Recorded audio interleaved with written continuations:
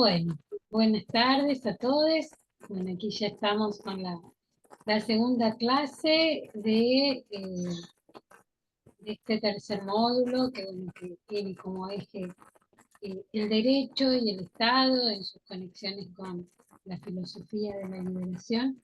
Así es que bueno, bienvenidos a todos. Gracias Alejandro Rosillo por aceptar la invitación a compartirnos esta clase de la diplomatura. Bueno, si te parece, Alejandro, digo algunas palabras de tu presentación antes del inicio, cosa que quienes bueno, no te conocen sepan quién nos acompaña hoy.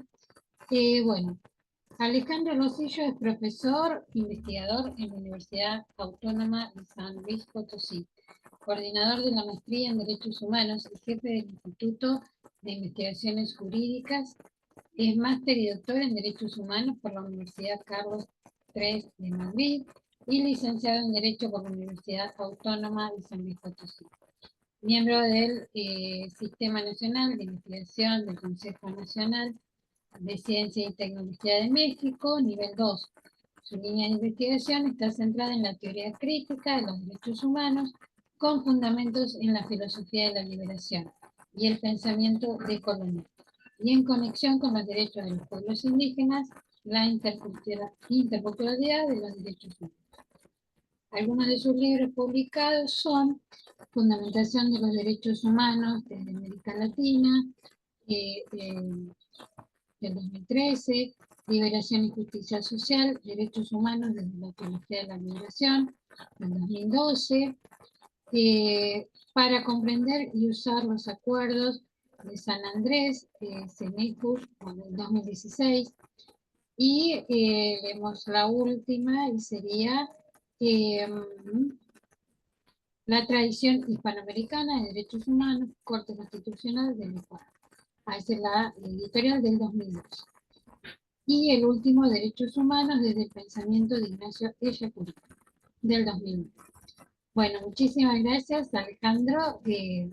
Muy interesantes los puntos compartidos, tu trayectoria, así que te escuchamos. Bien, pues muchas gracias por esta invitación a hablar en esta diplomatura sobre derechos humanos y filosofía de la liberación. Y bueno, en gran parte ha sido uno de las líneas de investigación pues que he venido desarrollando. De hecho, desde mi tesis doctoral en la Universidad Carlos III de Madrid, pues ese fue el tema principalmente, ¿no? Pensar los derechos humanos desde el pensamiento de la liberación, ¿no? Y bueno, voy a poner una presentación para poder guiarme. Ujú.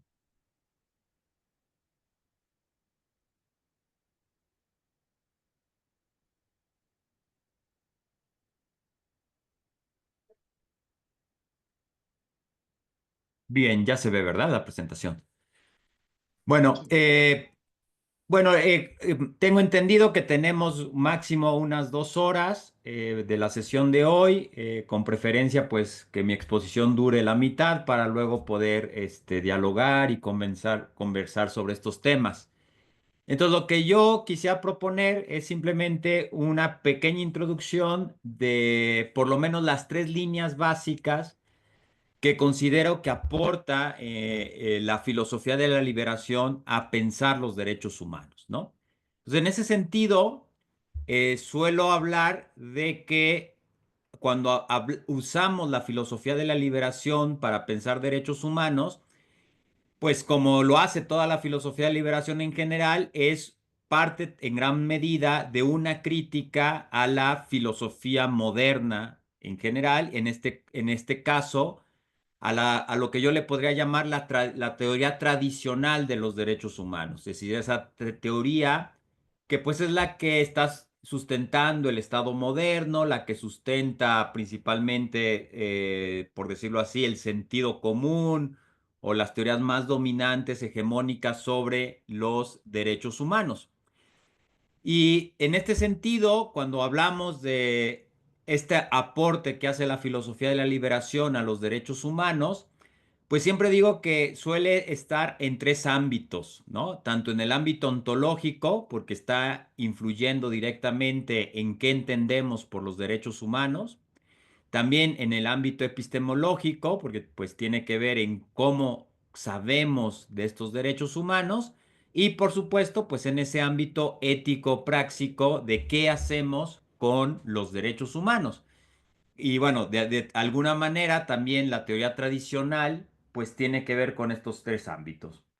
Entonces, antes de entrar directamente a cuáles son los aportes que creo da la filosofía de la liberación a los derechos humanos, pues simplemente recordar qué entendemos o cuáles son las dimensiones básicas de esto que llamamos la teoría tradicional o la teoría hegemónica de los derechos humanos, ¿no? Esta visión que, bueno, pues tiene que ver con el imaginario de la modernidad. Pues sabemos que yo pongo este esquema que creo que representa muy bien qué entendemos o qué es lo que hay detrás del imaginario social cuando hablamos de los derechos humanos desde la sociedad moderna, que básicamente tiene que ver con comprender la sociedad como un cúmulo de individuos que interactúan entre sí a través de una esfera igualitaria de derechos, ¿no? Y que esa esfera igualitaria de derechos en el ámbito privado, en el espacio privado, pues significa el espacio de convivencia entre los individuos, ¿no? La frase clásica de la libertad termina donde empieza la libertad del otro, pero que en el espacio público significa el colocar algunas límites a la actuación del poder del Estado, ¿no? De alguna manera, la teoría tradicional de derechos humanos, como bien lo dice Dussel, tiene una visión sobre todo negativa del poder del Estado. Y por lo tanto, la primera visión que se tiene de los derechos humanos es una visión de ver el poder del Estado como negativo y por lo tanto establecer limitaciones a ese ejercicio del poder del Estado a través de la comprensión de los derechos humanos como límites al poder del Estado, aunque claramente luego eso también se modula como unas indicaciones en sentido positivo que tiene que ver con los derechos sociales, económicos, culturales y ambientales, ¿no? Y otro elemento importante de esta teoría tradicional es que depende de una subjetividad política muy concreta, que es la ciudadanía moderna, ¿no? O sea, el sujeto de derechos humanos clásico, pues es el sujeto que consideramos como ciudadano moderno, ¿no?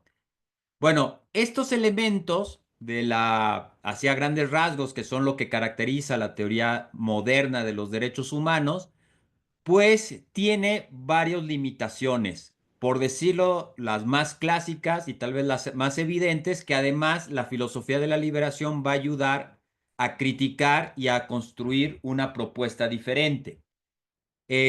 Una de ellas, como lo observan, pues obviamente es esa homogeneidad que se hace del ser humano, pues a través de un sujeto abstracto, ¿no? Como sabemos, una de las características de la modernidad, pues ha sido la construcción de un sujeto abstracto, un sujeto incorpóreo, que pues a través de la pura razón, de la pura conciencia, va imponiéndose homogéneamente, ¿no? Entonces muchas veces la idea de un sujeto de derechos humanos, pues es una herramienta también de homogenización de la población, ¿no? Es decir, muestra en gran medida ese carácter monocultural. Por otro lado, otra limitación o otra crítica que podemos hacer de esta concepción tradicional de los derechos humanos es que reduce el espacio solo al espacio público y al espacio privado, ¿no? Que básicamente eso va a conllevar a reducir el espacio o al espacio donde manda el Estado o al espacio donde manda el mercado, desapareciendo otros tipos de espacio que en general podríamos llamar el espacio de lo común, ¿no? Ese espacio que de alguna manera, bien lo dicen los historiadores, la modernidad se fue dedicando a destruir, ya sea para reducir todo al espacio público, con la soberanía del poder del Estado moderno, o con la imposición de un mercado capitalista, ¿no? Y otro elemento importante ahí es ver que normalmente el discurso tradicional de derechos humanos, cuando habla del poder, reduce el poder simplemente al poder político, concentrado en la figura del Estado moderno y de alguna manera oculta los diversos poderes que interactúan en una sociedad. Es decir, en este imaginario de sociedad, pues quedan encubiertos pues otros tipos de poderes, como sería el poder económico, el poder patriarcal, el poder de la racialización, etcétera, etcétera, ¿no? Es lo que tradicionalmente hablamos como poderes fácticos, pero que, por ejemplo, algunos autores le llaman los poderes innominados, porque de alguna forma la teoría del derecho en la modernidad, sobre todo a través de las constituciones, lo que hizo fue nominar solo a los poderes del Estado. Entonces estamos acostumbrados, cuando pensamos en derechos humanos, de hablar pues del poder legislativo, del poder ejecutivo, del poder judicial, como si fueran los únicos poderes, porque son los poderes que tienen nombre en las constituciones, es decir, que de alguna manera el derecho les dio nombre. Y en cambio los otros poderes, como el poder económico, el poder mediático, etcétera, etcétera, pues no se nominan porque se entienden simplemente parte de ese espacio privado donde pues los individuos interactúan en términos de libertad, ¿no? Bueno, simplemente recordar esto que lo sabemos bien, que es como la teoría básica y el imaginario que está detrás de los derechos humanos, sobre todo vistos desde una postura del liberalismo moderno. Bien, ¿qué aporta la filosofía de la liberación? Bueno, creo que bien lo sabemos, y sobre todo en esta diplomatura, que uno de los elementos básicos de la filosofía de la liberación es que asume que la filosofía y en general el conocimiento es una cuestión geopolítica, es decir, que hay que pensar situadamente porque todo conocimiento está ubicado en un lugar social. Como es clásico, la frase esta de Dussel, de la filosofía de la liberación, se trata entonces de tomar en serio al espacio geopolítico. No es lo mismo nacer en el Polo Norte o en Chiapas que en Nueva York. Entonces, esta que es una de las premisas de las primeras páginas del librito clásico de Enrique Dussel de Filosofía de la Liberación, pues yo creo que es una de las cosas que hay que tomarse muy en serio cuando se habla de derechos humanos desde la filosofía de la liberación. Porque la forma en que tradicionalmente se asumen los derechos humanos, sobre todo cuando sabemos que un elemento muy importante en los derechos humanos, pero también a la vez muy peligroso, es la afirmación de la universalidad de los derechos humanos. Entonces, la universalidad de los derechos humanos se ha entendido en contra de lo que dice la filosofía de la liberación, como si los derechos humanos no fueran algo que se tomara en serio el espacio geopolítico. Es decir, que se pudiese pensar de la misma manera derechos humanos en Nueva York que en Chiapas, ¿no? Y en cambio, desde la filosofía de la liberación, pues hay que tomarse muy en serio esta cuestión de que todo saber es geopolítico y que por lo tanto hay que repensar los derechos humanos desde esta geopolítica, es decir, que no podemos hablar igual de derechos humanos en el norte que en el sur, ¿vale? Y que al hablar de la universalidad de los derechos humanos hay que repensar esa universalidad para que no sea una universalidad basada en el sujeto abstracto de la modernidad que pues pretende imponer una forma de ser a todas las culturas, ¿no?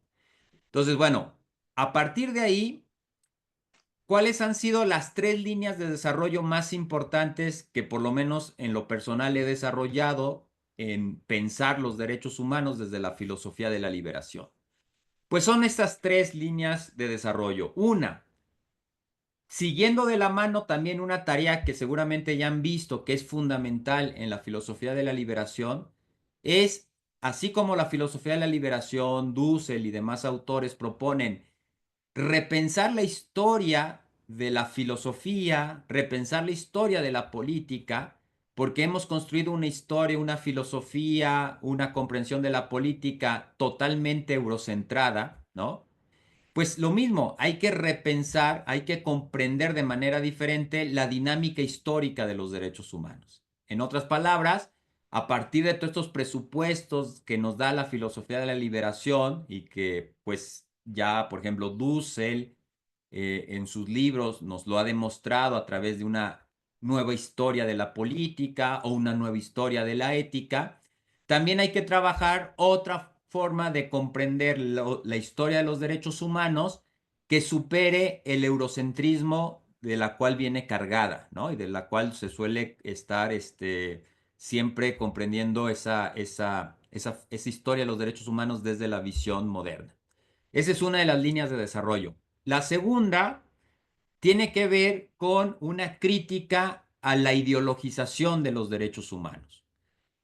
Que esto tiene que ver mucho con el espacio geopolítico, es decir, entender los derechos humanos como un momento de una praxis determinada, como un momento ideológico de una praxis determinada donde la verdad o la validez de los derechos humanos no depende tanto de lo que se predique en abstracto, sino de cómo esa práctica, de cómo ese discurso de los derechos tiene implicaciones en praxis determinadas, ¿no? Y también esta crítica de la ideologización de los derechos humanos ayuda a entender cómo esta teoría clásica de los derechos humanos, además de ir acompañando a la construcción del Estado moderno, también significó la construcción del Estado colonial. Entonces, eso que también dice mucho la filosofía de la liberación, sobre todo Enrique Dussel en las últimas etapas de su pensamiento, de que no podemos entender la modernidad como un acontecimiento exclusivamente intraeuropeo, sino que la modernidad es el inicio de todo un sistema global desde 1492 que incluye la colonialidad. Entonces, que no podemos entender modernidad sin colonialidad. En este sentido, también hay que entender así los derechos humanos. Es decir, tradicionalmente los derechos humanos los hemos predicado y comprendido solo desde el discurso moderno y solo fijándonos en su función dentro de la modernidad. Pero a veces no caemos en cuenta que también los derechos humanos, por ser en gran medida un producto moderno, pues también tienen un carácter colonial.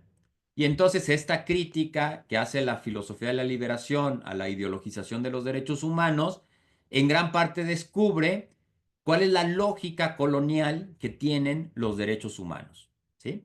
Bueno.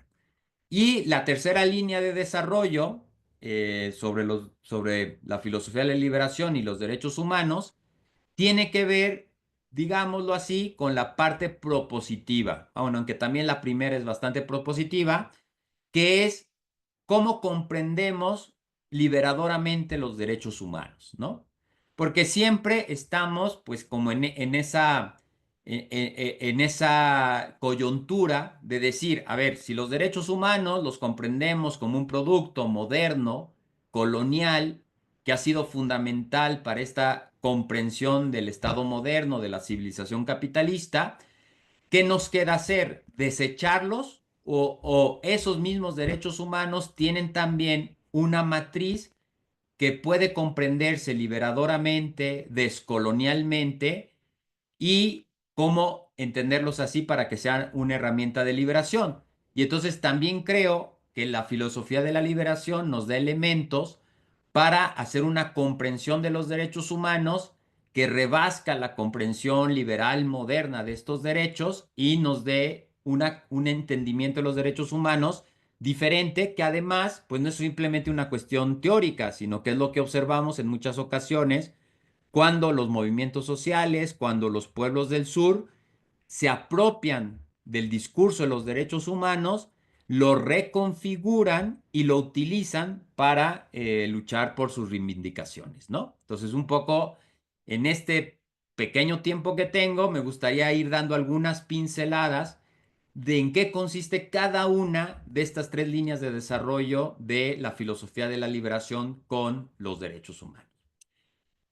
Bueno, principalmente a qué autores suelo referirme. Bueno, el último autor no es propiamente un filósofo de la liberación, pero los tres primeros sí, y los tres primeros son filósofos que hicieron filosofía desde América Latina.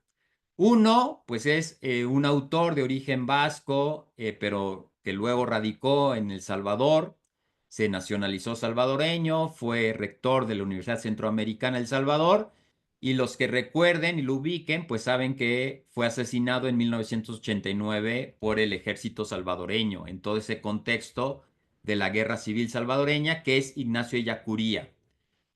Que él es un filósofo de la liberación, pero sobre todo del tomo lo que se le llama el método de historización de los conceptos, que él mismo utiliza para hablar de la historización de los derechos humanos, ¿no? Entonces ahí hay una parte muy interesante en cómo la filosofía de la liberación aborda los derechos humanos.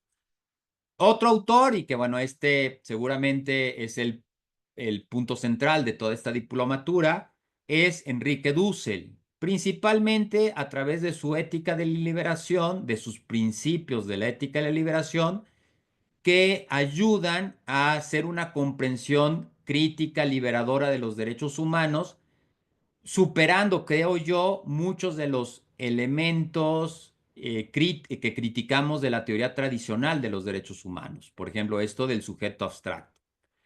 Y en tercer lugar, Franz Hinkelhammer, que seguramente muchos lo ubican, filósofo de origen alemán, pero que luego radicó toda su vida en Costa Rica y desde Costa Rica realizó toda su filosofía de la liberación. Un autor que además siempre estuvo muy en contacto con Enrique Dussel. Además, si queremos ver más coincidencias, ambos fallecieron el año pasado. Franz Hinkelhammer a principios del 23, Enrique Dussel, como sabemos, a finales del 23. Y que, bueno, gran parte de su filosofía van muy de la mano, ¿no? Y de Franz Hinkelhammer tomo su propuesta de la inversión ideológica de los derechos humanos, donde además, que no es la parte que él especifica más, pero creo que es una forma muy clara de ver cuál es esa matriz colonial de los derechos humanos. Bueno, esos son las tres líneas, les digo, que yo he desarrollado del aporte de la filosofía de la liberación a los derechos humanos, basado principalmente en estos tres autores, que bueno, sí creo que son de los tres autores más representativos o más clásicos de la filosofía de la liberación latinoamericana. Hay muchos más, por supuesto, ¿no? Pero bueno, yo un poco en el tema de los derechos humanos he tomado a ellos tres.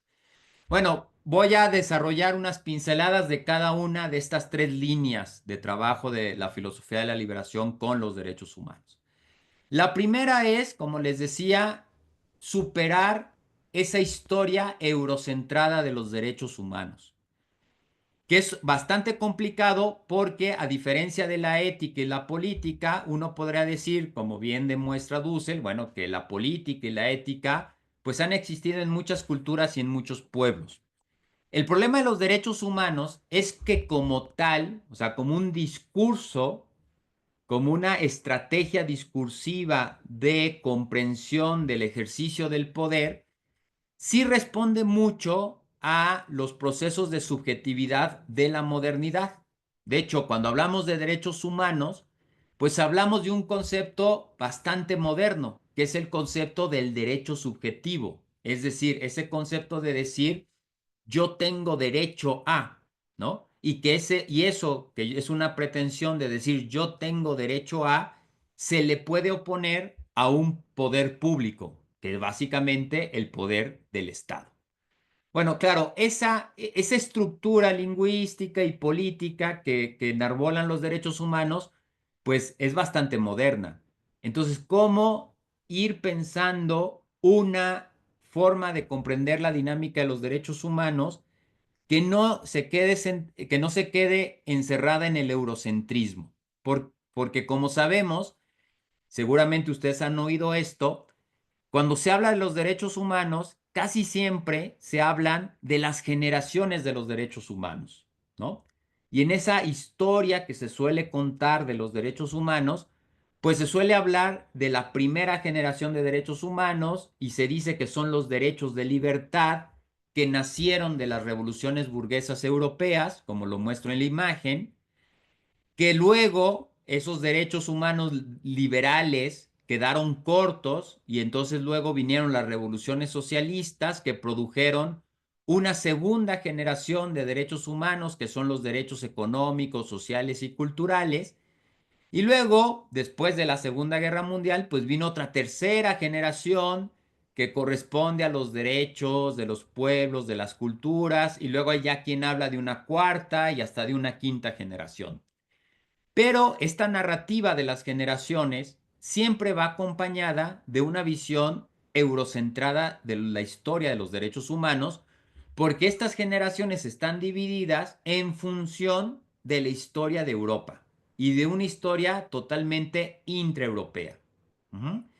Y entonces, al igual que en la política, al igual que en la ética, parecería entonces los derechos humanos, como es un producto intraeuropeo, simplemente se han expandido a otras partes del mundo donde los países colonizados, por ejemplo, simplemente han ido asumiendo como un espejo, como un resabio, los discursos que se generan en Europa, ¿no? Entonces, de alguna manera se dice, pues nuestras independencias en América Latina, pues simplemente fueron el resabio, el impulso de las revoluciones burguesas ilustradas de Europa, ¿no? Pero que de ahí haya algo diferente, algo creativo, pues no.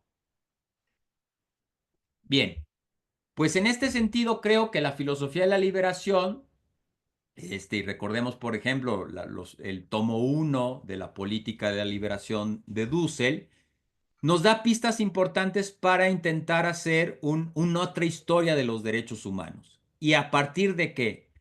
Pues a partir de lo mismo que propone Dussel de afirmar que hay que reubicar el inicio de la modernidad, ¿no? Eh, Recuerden que Duce lo que critica es esta visión de considerar que la modernidad empieza más o menos en el siglo XVIII con la Ilustración y después, más adelante, con la Revolución Industrial. Y Duce lo que afirma es que no es así. Y también muchos pensadores descoloniales lo que van a afirmar es que en realidad la modernidad empieza en 1492 cuando comienza este proceso de lo que hoy llamamos el sistema mundo o la globalización. Es decir, que cuando los antiguos sistemas regionales de comercio, de política, empiezan a interactuar entre sí. Y empiezan a interactuar entre sí principalmente por el acto colonial que hace Europa sobre América, ¿no? Lo que dice Dussel, de que la modernidad no nace con el yo pienso, luego existo de Descartes, sino que más bien la modernidad nace con el yo conquisto de la colonización sobre América. Bueno, si entendemos que la modernidad empieza ahí, en ese momento de la conquista, porque aparte hay que recordar que no podemos entender la modernidad sin la colonialidad, entonces eso también tiene que afectar a la manera en que comprendemos los derechos humanos. Y así como Dussel dice que la primer filosofía política moderna es, por ejemplo, la filosofía de Bartolomé de las Casas, o la filosofía de todos estos autores de la Escuela de Salamanca, que ante el descubrimiento o encubrimiento de los otros, que eran los pueblos de América, se empiezan a cuestionar muchísimas cosas que tumban todo el aparato ideológico, filosófico, medieval y dan nacimiento a una nueva filosofía que va a ser la filosofía moderna. Creo que lo mismo pasa con los derechos humanos. Es decir, los derechos humanos, si queremos empezar a hacer una historia liberadora, descolonial de los derechos humanos, no hay que decir que los derechos humanos nacen en la Revolución Francesa. Los derechos humanos se empiezan a gestar y aparte aparecen los primeros discursos de derechos humanos utilizando la estrategia discursiva del derecho subjetivo desde todos los procesos de defensa de la colonización. ¿Mm? Y entonces así como Dussel dice que uno de los primeros discursos contra la modernidad filosóficos es el de Bartolomé Las Casas, también creo, y no creo, más bien las evidencias históricas lo dicen, en este periodo del siglo XVI, en esta defensa en contra de los procesos de conquista y colonización, pues vamos a encontrar muchísimas ideas que nos dan pie a recomprender esa historia de los derechos humanos, ¿sí?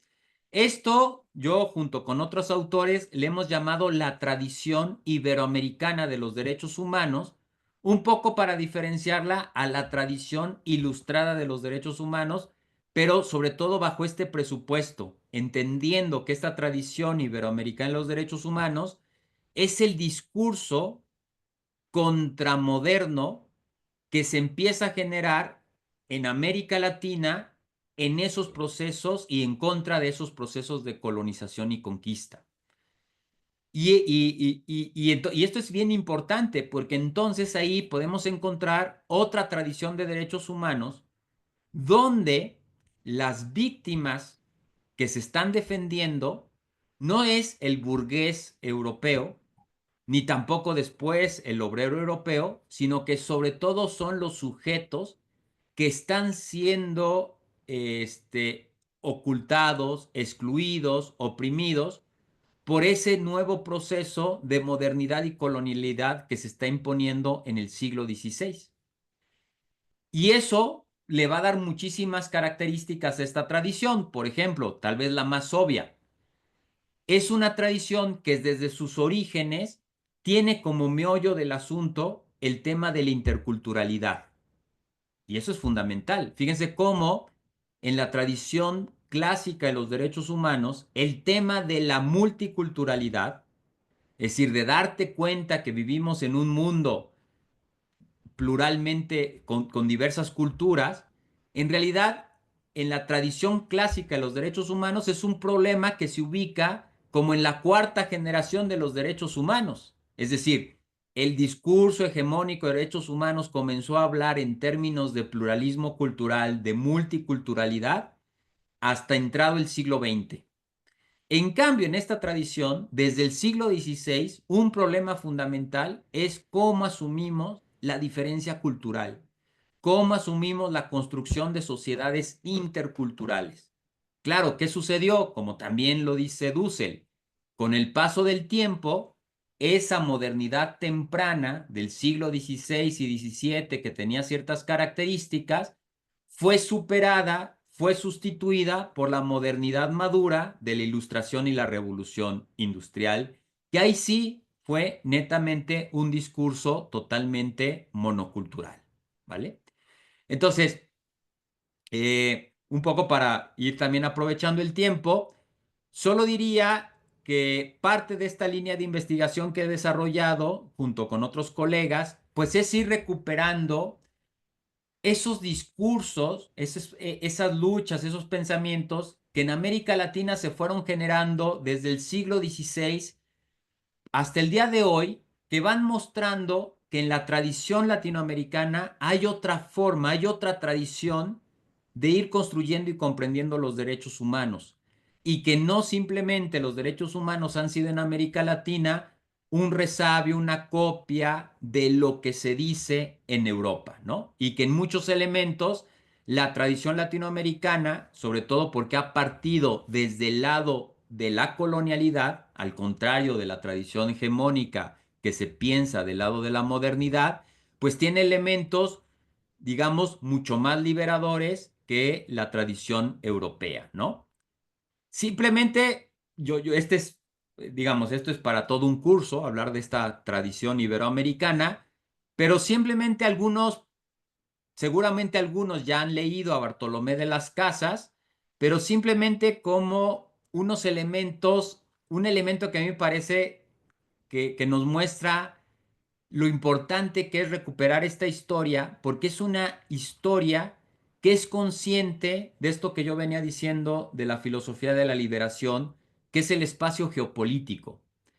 Fíjense, en uno de los textos de Bartolomé Las Casas, cuando está discutiendo sobre, digamos, la legitimidad que tenía España de la conquista, dice Bartolomé Las Casas: supongamos el caso de que los húngaros o los bohemios le atacasen, pueblos estos cuya lengua él ignoraba, y supongamos que tales pueblos se movían exclusivamente por el bien de aquel, pero apenas entrar en su país, le privaban de su dignidad y a él personalmente, si fuera rey, le arrebataban su reino, sembraban por doquier el alboroto y levantaban las provincias con bélico tumulto. En este supuesto, ¿acaso Juan Mayor recibiría con tal bien, con gusto y alegría, y pagaría de grado los gastos ocasionados por los servicios que le prestaban, incluso si hubiera pasado ya el tiempo necesario para que todos pudieran ya hablar y entenderse entre sí? Opino que no. Fíjense, ahí Bartolomé Las Casas lo que está haciendo es contestando a un autor europeo su argumento para justificar la conquista sobre los pueblos indígenas. ¿Y cuál era el argumento que se utilizaba? Como hoy se utiliza todavía, la guerra justa. Y lo que argumentaba era que los españoles tenían el derecho, fíjense, ya se hablaba del derecho a la comunicación. Es decir, hablaban de un jus communicationis. Y que entonces cuando los pueblos indígenas impedían a los españoles entrar al territorio de América y se resistían, entonces estaban violentándole un derecho a los españoles, el jus communicationis, y que por lo tanto lo que se generaba era un derecho a la justa guerra en contra de los pueblos indígenas. ¿Qué es lo que hace Bartolomé de las Casas? Bartolomé de las Casas, con, con una claridad de lo que es la geopolítica, pues lo que hace es hacer lo que hoy diríamos un argumento al contrario, tomando en cuenta la diferencia colonial, como diciendo, ¿y si esto sucediera dentro del territorio europeo, cómo reaccionaríamos?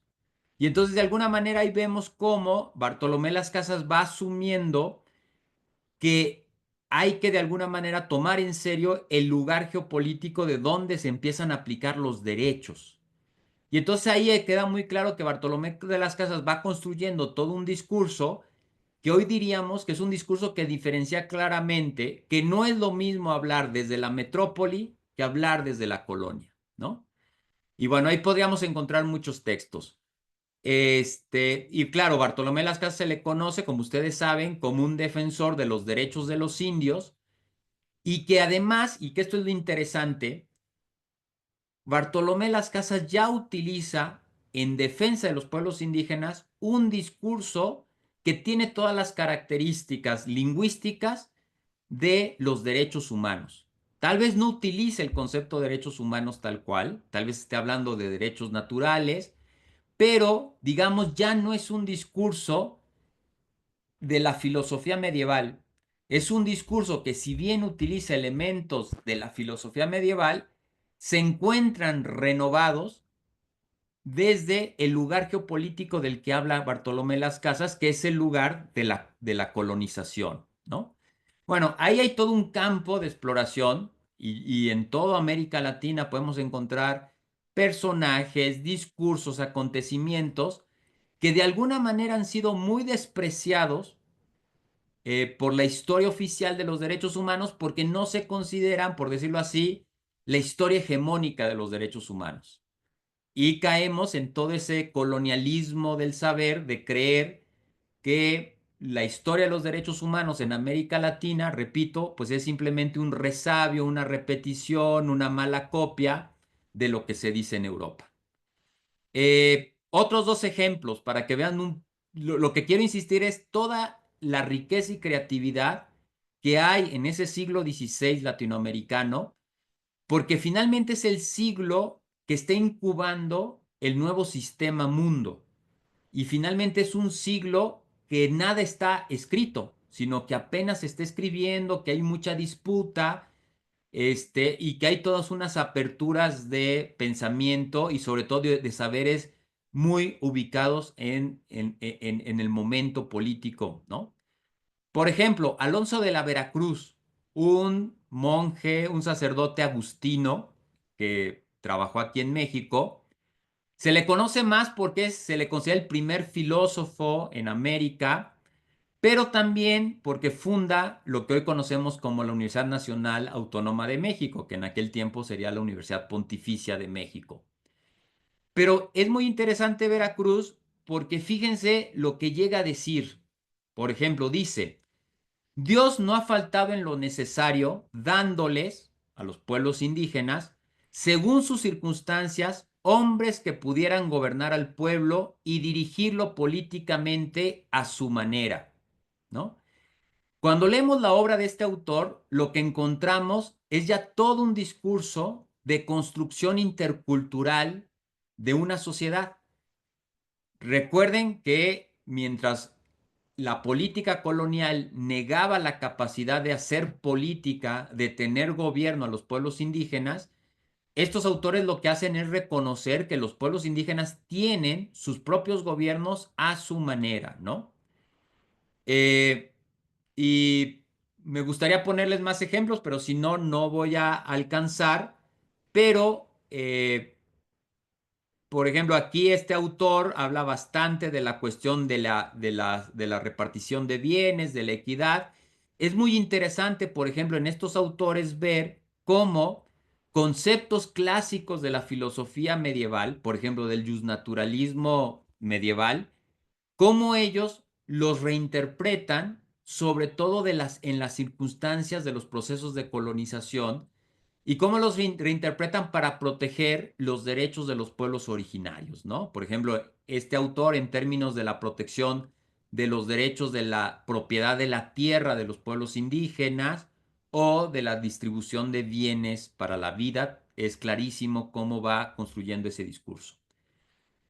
Y cierro con otro ejemplo que a mí se me hace de los más ricos para un poco para captar a lo que me refiero de que sí podemos hacer una historia de los derechos humanos descentrada de Europa, que es este autor Vasco de Quiroga. Fíjense, normalmente en mucho de la narrativa histórica de los derechos humanos eurocentrada, se suele decir que el discurso de los derechos humanos nace en Europa, nace en las revoluciones burguesas y sobre todo nace en la Revolución Francesa. Y todos sabemos la historia de la Declaración del Hombre y del Ciudadano, ¿no? Y sobre todo lo que alegan los autores que hacen esta historia de los derechos humanos es que es ahí, en esa mentalidad ilustrada, donde nace la idea del derecho subjetivo, la idea de decir yo tengo derecho a, que es la base, digamos, para pensar derechos humanos. Pues fíjense, Vasco de Quiroga, que es alguien que ejerció la función de juez, de oidor en la Nueva España, acá en México, en el siglo XVI. Fíjense un texto que tiene en un libro que se llama Información al Derecho, Información en Derecho, que le manda al rey de España para pedirle que no vuelva a imponer la esclavitud a los indígenas. Fíjense lo que dice en una parte del texto. Dice, pues Dios permitió que yo, por experiencia cierta, es decir, diciendo que es testigo de, lo viese y entendiese y supiese, no como privado, sino como en la audiencia de su libertad, de sus libertades, que me está cometida por esta real audiencia, que hago cada día con sencillez y llaneza entre estos indios naturales sobre sus libertades, donde concurren de muchas y diversas partes gentes a pedir sus libertades y otras cosas como quien sale, y etcétera, etcétera, ¿no? Fíjense, en este texto lo que está diciendo Vasco de Quiroga es que él, en el ejercicio como oidor en la Nueva España, lo que está haciendo es viendo cómo los indígenas van y exigen sus libertades. Fíjense, ese concepto de sus libertades es un concepto que normalmente en la historia eurocentrada de los derechos humanos lo relacionamos con un concepto ilustrado de la modernidad madura. Y en cambio aquí ya en el siglo XVI, en esa lucha por la defensa de los pueblos indígenas, estos autores ya están utilizando esa estrategia de hablar de derechos subjetivos, sus libertades, etcétera, etcétera, ¿no?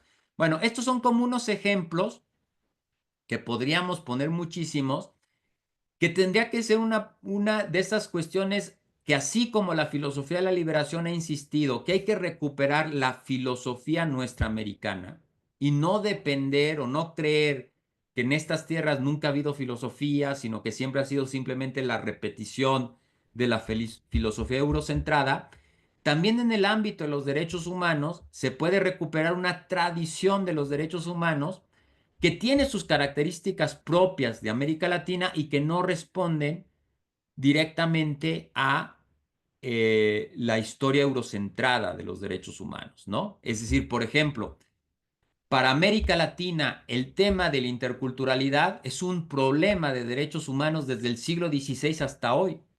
No es un problema que apenas nació en el siglo XX. ¿Y eso cómo lo podemos afirmar? Pues basta ver la historia de los derechos en América Latina, ¿no?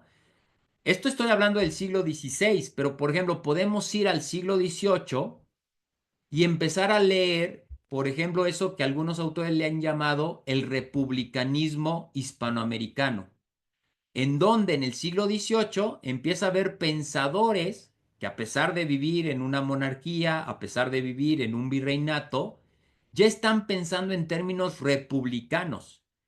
Pero las características republicanas que se piensan en este siglo XVIII iberoamericano son características, por ejemplo, de siempre estar pensando la construcción de una república pluricultural, una república que incluya criollos, mestizos, indígenas, que finalmente ese era el gran ideal republicano que inspiró muchas de las independencias latinoamericanas. El gran problema es que el siglo XIX pues también se nos impuso, y tal vez hasta con más fuerza, el ideal eurocentrado, ¿no? Y entonces tuvimos más bien instauraciones de naciones blancas eurocentradas más que de repúblicas interculturales, que era como que el gran ideal que fueron construyendo en el siglo XVIII muchos autores, ¿no? Bueno, esto simplemente como una pincelada de una de estas tareas que deja la filosofía de la liberación a repensar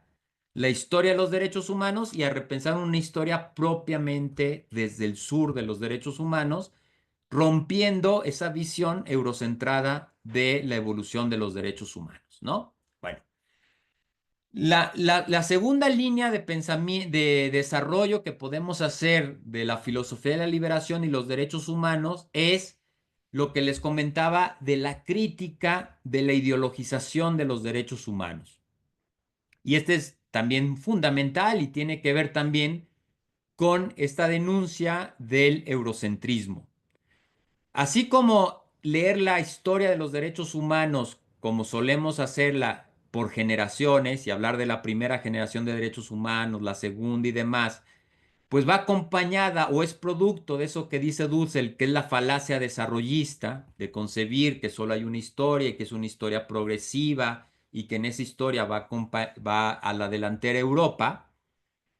Hablando de los derechos humanos, otra cuestión que también lo podemos ver desde la filosofía de la liberación, pues es esta denuncia del sujeto abstracto, ¿no? Esa denuncia del sujeto del pienso luego existo, del sujeto que se construye como mera conciencia universal, pues es algo que va a suceder con los derechos humanos, ¿no? Si observamos la dinámica de los derechos humanos desde la modernidad, podríamos decir que generan el siguiente proceso. A partir de reivindicaciones de sujetos concretos, por ejemplo, los sujetos burgueses de la Revolución Francesa, realizan una lucha que establecen ciertos intereses, pero que una vez obtenidos el poder, esos intereses de ese grupo concreto eleva esos intereses a criterios universales, es decir, los eleva a derechos universales, ¿no? Y entonces, pues por eso sucedió que a partir de las revoluciones burguesas, sus intereses que se oponían a los intereses de las monarquías se tradujeron como derechos humanos y derechos universales. Entonces, el derecho de libertad de expresión, el derecho de libertad de tránsito, el derecho de libertad de contratación, el derecho de libertad de comercio, pues se tradujeron como derechos universales, como criterios universales, ¿sí? Pero claro, ¿qué es lo que sucedió ahí? Que esos criterios universales, que siempre dependen en su aplicación de sujetos concretos, al predicarse de manera universales, fueron escondiendo al sujeto concreto y en realidad se empezó a postular como si dependiera de un sujeto abstracto. Y entonces, de ahí viene que digamos con toda tranquilidad que toda persona tiene todos los derechos humanos. ¿Qué hacemos? Pues es una estrategia muy clara de dejar de hablar de sujetos concretos para hablar de simples criterios universales. Criterios universales que después pretenden aplicarse a realidades que probablemente no corresponden con el sujeto concreto originario. Es decir, que intereses burgueses crecidos como criterios universales, fueron luego a imponerse como si fueran los valores universales a otras culturas que su sujeto concreto no corresponde a ese sujeto burgués, ¿no? Entonces, ¿eso qué fue sucediendo? Que lo que observamos es que en muchas ocasiones los derechos humanos han servido como procesos ideológicos porque establecen un criterio universal y se habla de una inclusión abstracta, es decir, decimos todas las personas tienen derecho a la libertad de expresión, todas las personas tienen derecho a tal y cual, pero esa inclusión abstracta está en función siempre de un sujeto corporal concreto, que normalmente ha sido históricamente el hombre blanco, varón, burgués, etcétera, ¿no? Y que por lo tanto ese discurso de inclusión abstracta en la práctica va generando exclusiones concretas. ¿Y por qué genera exclusiones concretas? Porque los sujetos corporales concretos, que son diversos y son plurales, al no caber en el molde del sujeto concreto que generó esas expectativas universales que responden a sus intereses, pues los va excluyendo, ¿sí? En ese sentido, aquí lo que podemos observar es cómo, utilizando también los conceptos de Dussel y del pensamiento de la liberación, aquí lo que vemos es cómo los derechos humanos funcionan como estrategia de colonialidad del ser. Es decir, si usted, que es el otro, es la exterioridad, quiere tener derechos humanos, pues tiene que ser subsumido a esta totalidad que ha construido una serie de derechos humanos que se predican como universales, aunque respondan a un sujeto corporal concreto, ¿sí? Que es normalmente, repito, el sujeto eurocentrado, blanco, varón, etcétera, etcétera, ¿sí? Bueno, esta realidad, en la filosofía de la liberación, vemos dos autores que hacen una crítica muy interesante de cómo se generó esto. Uno, y voy a irme un poco más rápido para entrar un poco más al diálogo. Uno es Franz Hinkelarmer, que nos habla de la inversión ideológica de los derechos humanos. Y fíjense cómo él dice en qué consiste la inversión ideológica de los derechos humanos. Dice, en pocas palabras, lo que va a decir es que los derechos humanos sufren una inversión porque van a pretender proteger ciertos derechos que predican como universales, pero violentando esos mismos derechos a sujetos concretos. ¿Y esto cómo sucede? Bueno, él dice lo siguiente. Primero, se generan ciertas reivindicaciones de parte de un sujeto corporal y vivo desde un contexto de identidad. Como vimos, los burgueses hacen su revolución, etc. Al lograr el cumplimiento de esas reivindicaciones y si además asumen una posición hegemónica, defienden sus logros a través de invisibilizar las tramas sociales y de poder que les dieron origen. Entonces, el sujeto vivo y concreto desaparece y se abstrae de la historia. Se señala que sus reivindicaciones son valores universales racionales aptos para todo tiempo y lugar. No obstante el contenido que se predica como universal, esos valores no se desprenden de las tramas sociales y de poder que las generaron y son funcionales a ellas, ¿no? Lo que decíamos, a pesar de que hablemos de que los derechos humanos son universales, esos valores nacieron de sujetos concretos y responden a ciertas tramas sociales y que no se desprenden de ellas. Esos valores universales se asumen como el criterio único de acción racional que debe guiar el proceso de la historia. Desde ellos se juzga la praxis humana, abstrayéndola de la historia, de los contextos propios y de las identidades específicas. El grupo que ha logrado establecer sus valores como hegemónicos los institucionaliza y se asume defensor de ellos. En efecto, aunque los reconoce como universales, en defensa de ellos se justifica negarlos a quienes se les opone. Unos valores van teniendo mayor peso e importancia que otros, no tanto por su esencia o racionalidad, sino en razón de las relaciones sociales, políticas y económicas instauradas y hegemónicas. Así, se da una inversión ideológica, pues el hecho de afirmar y defender valores universales justifica al mismo tiempo su defensa al grado de negar esos mismos valores a aquellos que lo cuestionan. Entonces, ¿qué está diciendo ahí Hinkelarmer? Bueno, un poco lo que ya expliqué. ¿Cuál es la dinámica que históricamente han seguido los derechos humanos en la modernidad para establecerse como criterios universales, ocultando al sujeto colonial y sirviendo para justificar los procesos de exclusión?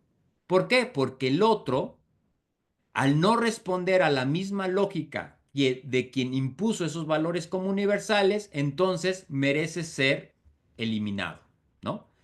Y entonces es muy interesante ver cómo Franz Hinkelarmer aplica este análisis a la obra de John Locke. Todos sabemos que en el discurso moderno de derechos humanos se suele presentar a John Locke como el padre de los derechos humanos. Aunque, ojo, John Locke, todos sabemos que también era alguien que tenía inversiones en el tráfico de esclavos de África a América. Entonces, claro, uno diría, ¿cómo es posible que alguien que hable de derechos naturales, que se le reconoce como el padre de los derechos humanos, haya sido, por otro lado, traficante de esclavos? Uno diría, bueno, pues una contradicción más en la vida, ¿no? Uno a veces dice una cosa y hace otra. No, en realidad lo que nos demuestra Franz Hinkelammer es que el discurso moderno de derechos humanos que nace del liberalismo y que nace de la idea de los derechos naturales, del contractualismo, en el fondo es un discurso donde podemos encontrar esta matriz colonial de los derechos humanos, donde de alguna manera la burguesía inglesa construye sus intereses como valores universales y les llama derechos naturales. Y luego utiliza esos derechos universales para justificar la colonización de los otros, sobre todo de los otros en América. Es interesantísimo leer cómo las últimas páginas del segundo discurso del gobierno civil de Locke es todo un discurso donde está justificando los procesos de colonialismo y todo con base en el respeto a la ley natural, ¿no? Y a la distinción entre aquellos que ya forman parte del contrato social, que son los colonizadores, que son las metrópolis, y aquellos que todavía están en el estado de naturaleza, que son los colonizados, ¿no?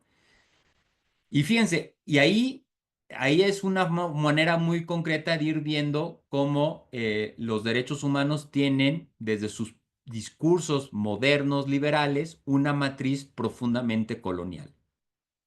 Bueno, eso con Franz Kikeland. Otro autor que también lo he trabajado de la filosofía de la liberación en términos de derechos humanos es Ignacio Ellacuría.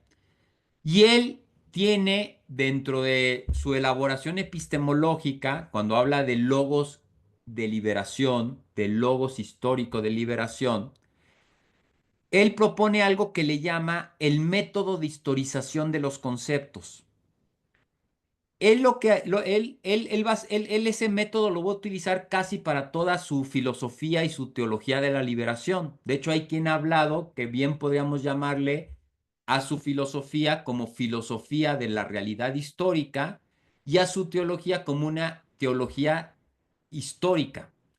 ¿Por qué? Porque lo que él va a hacer o lo que va a decir, siguiendo esta noción de la filosofía de la liberación, que todo conocimiento debe ser geopolíticamente situado, él lo que va a decir en términos muy sencillos es que la inteligencia humana, eh, que obviamente tiene como objetivo la producción y reproducción de la vida, puede trabajar con dos tipos de conceptos. Y él habla que hay conceptos abstractos y conceptos históricos. Y dice que los conceptos abstractos son aquellos cuya verdad o falsedad dependen de lo que predica el puro concepto, ¿sí? Y en cambio, los conceptos históricos son aquellos cuya verdad o falsedad solo se pueden verificar en cómo esos conceptos se aplican a la realidad y le dan sentido de transformación a la realidad, ¿sí?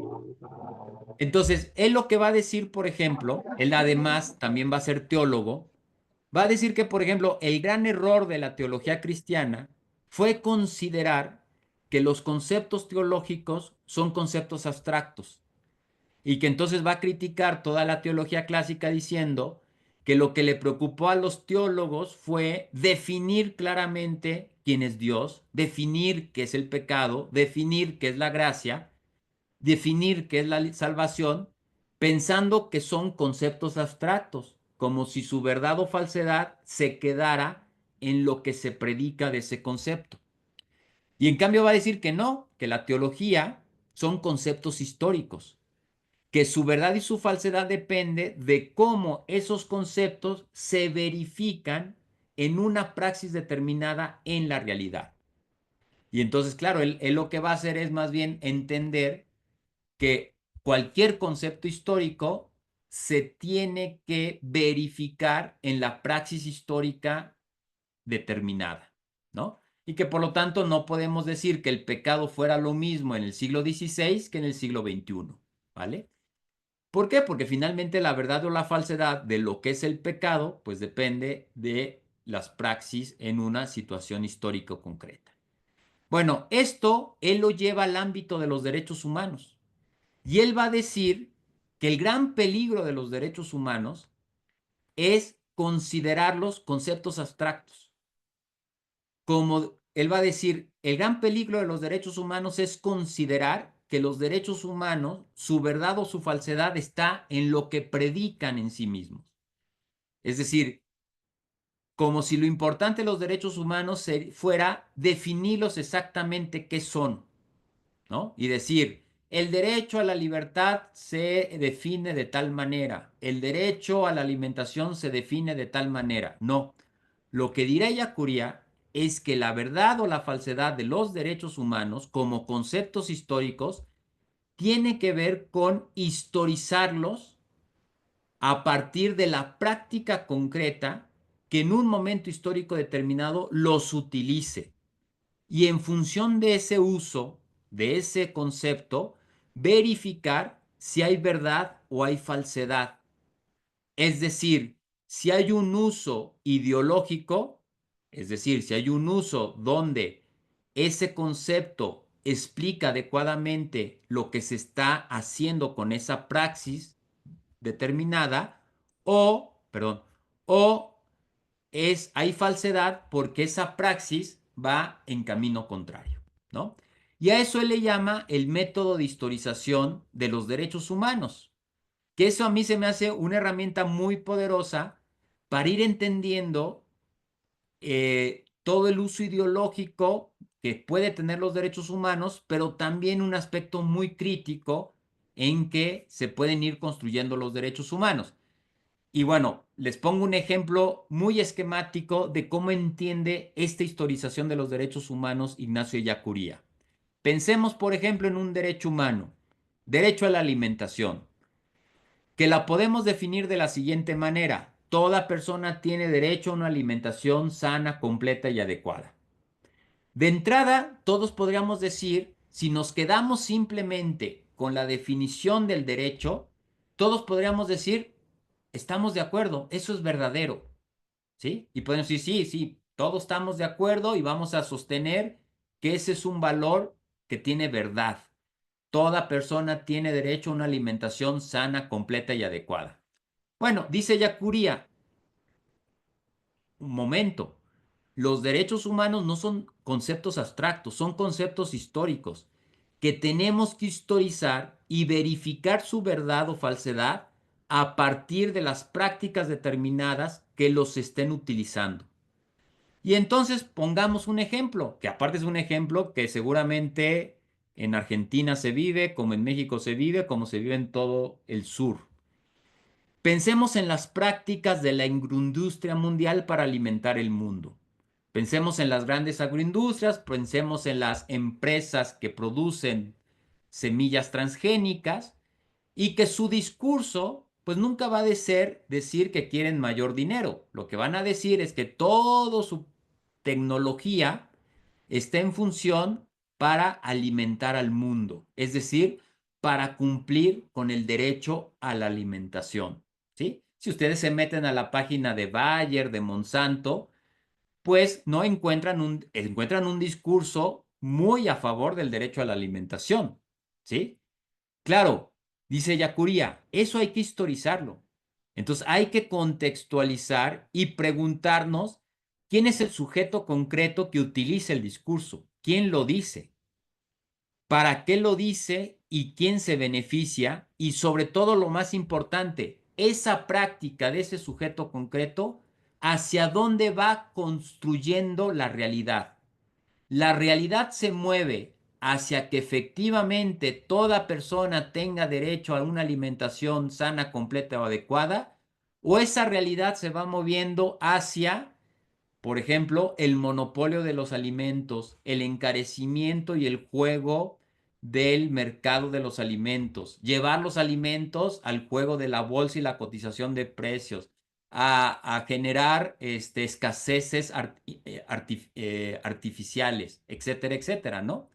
Entonces, a partir de ahí, la respuesta sería, si esa práctica determinada realmente conduce la realidad hacia lo que predica el derecho humano, entonces estamos ante una práctica liberadora, porque realmente está conduciendo a la realidad, a eso que aceptamos como un valor universal. En cambio, si conduce la realidad hacia otro sentido, pues entonces estamos ante un uso ideologizado de los derechos humanos que hay que denunciar como una práctica de opresión que solo está utilizando los derechos humanos como una máscara, ¿no? Y así podemos analizar, yo creo, todos los derechos humanos y sobre todo en América Latina creo que tenemos mucha experiencia de cómo en muchas ocasiones los poderosos utilizan el discurso de los derechos humanos en esta, digamos, en este uso ideologizado y que la herramienta de Yacuría es muy útil para ir desmontando esos usos ideológicos falsos de derechos humanos. Yo recuerdo mucho que en Argentina hay un ejemplo muy claro, la famosa libertad, que también pasa en Colombia y que también pasa en México, que es la famosa defensa de la libertad de expresión por los grandes medios de comunicación, ¿no? Claro, la libertad de expresión creo que todos podríamos estar de acuerdo, todos podríamos afirmar, todos tenemos el derecho de expresar libremente nuestras ideas. ¿Sí? Pero claro, cuando ese derecho es utilizado por las grandes transnacionales para no permitir que tengan controles, que se les obligue a decir la verdad, que no, que se pluralicen los medios de comunicación y demás, y ellos utilizan ese derecho humano como pretexto para reivindicar sus intereses, ¿qué es lo que podemos observar? Que la realidad no se transforma en el sentido de que efectivamente todos tengamos libertad de expresión, porque no todos tenemos acceso a medios de comunicación, porque no hay pluralidad en los medios de comunicación. Están monopolizados por unas cuantas manos que son los que deciden qué se dice y qué se pone en la opinión pública, ¿no? Y entonces ahí vemos claramente cómo, diría Yacuría, que hay un uso ideologizado de la libertad de expresión porque la práctica de estos medios de comunicación, que según ellos defienden la libertad de comunicación, en realidad no encamina la realidad a que se cumpla lo que dice el derecho humano, que todos tengamos la capacidad de expresar libremente nuestras ideas, sino que más bien su práctica, que es monopólica, lo que conduce es a una sociedad donde unos cuantos pueden expresar libremente sus ideas si tienen la venia de los poderosos de los medios de comunicación, ¿no? Entonces, bueno, ese es otro de las líneas de investigación que creo que la filosofía de la liberación nos da muchos elementos, pues para utilizar críticamente los derechos humanos y detectar con claridad cuando se está haciendo un uso ideologizado de ellos. Bueno, y por último, y ya nada más una pincelada, porque si no, no nos da tiempo para dialogar. ¿Cómo podríamos construir una comprensión liberadora de los derechos humanos? Bueno, esto también habría que desarrollarlo con mucha calma, pero creo que como estamos en una diplomatura de filosofía de la liberación, son conceptos que ya se usan más. Yo lo que he propuesto es que la ética de la liberación de Dussel, sus famosos tres principios de la arquitectónica, es decir, el principio formal, el principio de factibilidad y el principio de materialidad, tienen que funcionar como criterios de incorporación, de reinterpretación desde el sujeto concreto de esos criterios de pretensión de universalidad. En otras palabras, está mal que tengamos una declaración de derechos universal de derechos humanos, que tengamos unas constituciones que nos ponen un catálogo de derechos humanos. No, no está mal.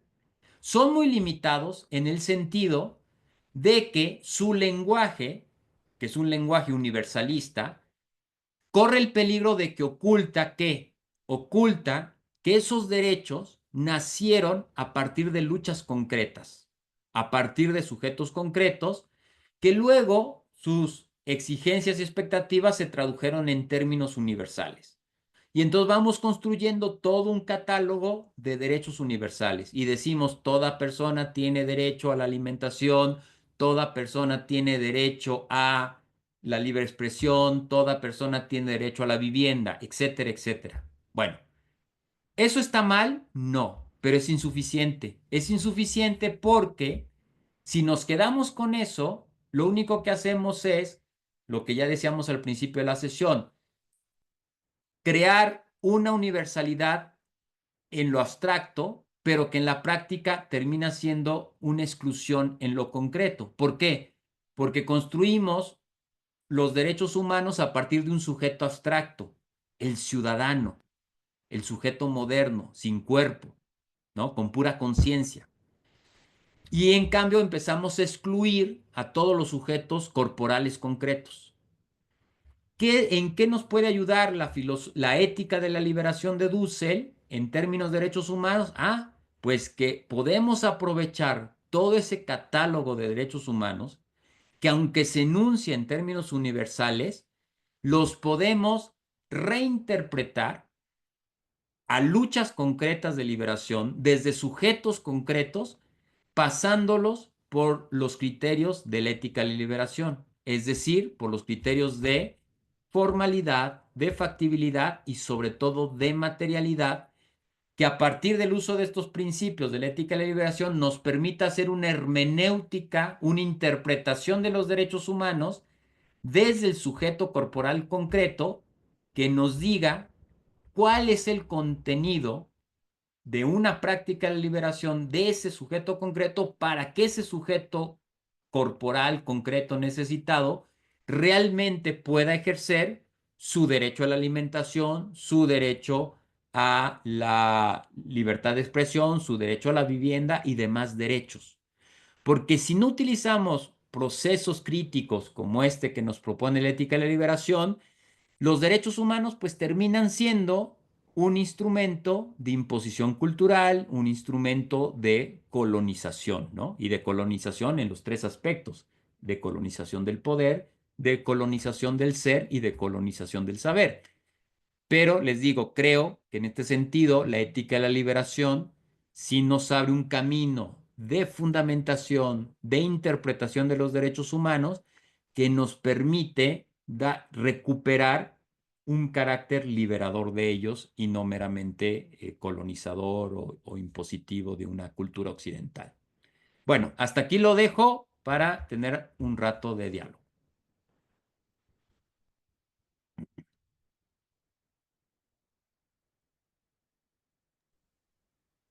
Gracias, Alejandro.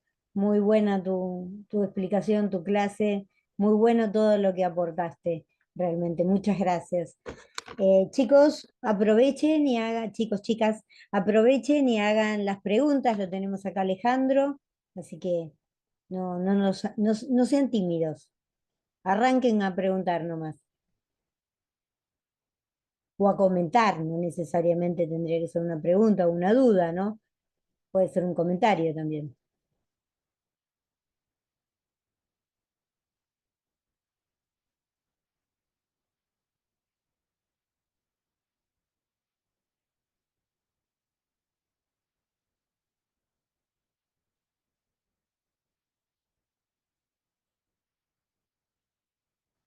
Nadie tiene. Ah, Boris, ¿qué decís? Ah, levantaste la mano. Vamos, Boris, adelante. Compañeras, compañeros, muchas gracias por estas acertadas exposiciones y personas que están ilustrándonos. Bueno, Alejandro, muchísimas gracias porque nos has acercado a una temática en disputa ciertamente, ¿no? Los derechos humanos no son un axioma, son una construcción teórica disputada y en la disputación hay que saberlo reconstruir. En primera instancia, quisiera decir que me parece súper interesante la propuesta, la relectura que tú estás haciendo y hacer una primera comparación. La Constitución ecuatoriana del 98 siguió la estructura de los derechos civiles, derechos políticos, etcétera, lo clásico por generaciones. Sin embargo, la Constitución ecuatoriana del 2008 fue terriblemente revolucionaria, que se llama la Constitución del Buen Vivir o del Suma Causa, y que incluso es una palabra quichua, y no parte de los derechos civiles, sino primerísimamente parte de los derechos del buen vivir. Y curiosamente pone como primer derecho fundamental el derecho al agua y alimentación. Ahí cambia la estructura occidental y posiciona una nueva estructura. Seguidamente reconoce que hay sujetos de atención prioritaria: los niños, las mujeres embarazadas, las personas con enfermedades catastróficas, etcétera, que me parece es como pensar desde el agua, alimentación, vitalidad, hábitat, pero pensemos primero no en el sujeto libre, sino en los sujetos que han sufrido condición de vulnerabilidad. Luego, como tercer eje, plantea los derechos de las comunidades, pueblos y nacionalidades, que prácticamente eso está olvidado en la Declaración Universal. Un cuarto nivel, recién allí pone los derechos de participación, es decir, lo que nosotros podríamos llamar los derechos políticos. Quinto, habla al final casi de los derechos de libertad, lo que en los derechos civiles o la Declaración Universal se plantea como derechos civiles, libertades. Nuestra Constitución pone casi al último de los derechos y cierra ciertamente con broche de oro la Constitución hablando de los derechos de la naturaleza. Todo esto es una gran construcción epistemológica que ha hecho posible lo que se llama el constitucionalismo andino. Me parece súper interesante este diálogo y contraposición que se está dando, ¿no? Muchas gracias. Y quisiera tu comentario, claro está. Sí, de hecho, bueno, yo creo que la Constitución de Ecuador primero es un ejemplo de lo que decía que es reconocer que en América desde el siglo XVI hay un potencial de una tradición de derechos humanos diferente a la tradición moderno burguesa. Y que de alguna manera ya en el siglo XXI estas constituciones del nuevo constitucionalismo latinoamericano, pues de alguna manera son un reflejo, un producto de esa tradición, ¿no? Y que recoge saberes y experiencias de estos cinco siglos de resistencia, ¿no? Porque lo que tú bien lo decías, si uno lee, por ejemplo, a estos autores del siglo XVI, y pone un poco cuáles son de lo que están haciendo defensa, ahí lo que podemos ver es que hay una conciencia ya de todos esos derechos que tú dices, y no forzosamente de los derechos liberales, sino los derechos del agua, de los derechos del territorio, etcétera, etcétera, ¿no? Y que además esa conciencia de lucha sobre eso en la historia latinoamericana, pues siempre ha estado presente, ¿no?